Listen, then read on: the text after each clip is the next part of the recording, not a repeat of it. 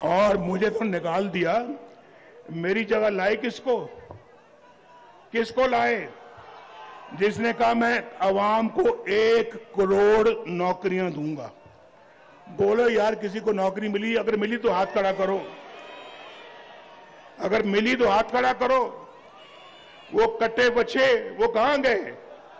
वो मुर्गियां, वो अंडे कहां चले गए? बोलो। बिलियन ट्री का कितना बड़ा झूठ बोला और उस पर बिलियंस ऑफ जो रुपए उसमें खर्च कर दिए गए और कहा कि जनाब हम यहां पे 50 लाख घर देंगे लोगों को।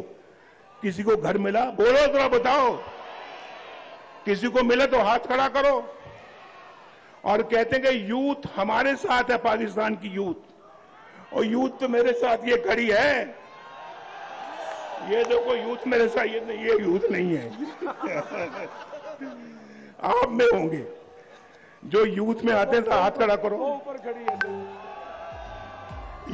यूथ आप हाथ खड़ा करें, ऊपर वाले भी करो भाई।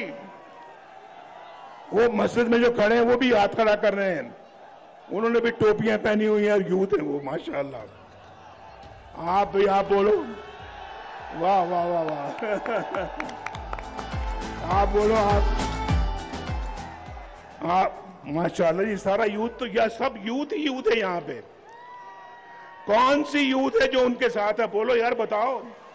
असल यूथ तो ये है जो मेरे सामने खड़ी है। ये है ऐसा असली कौम।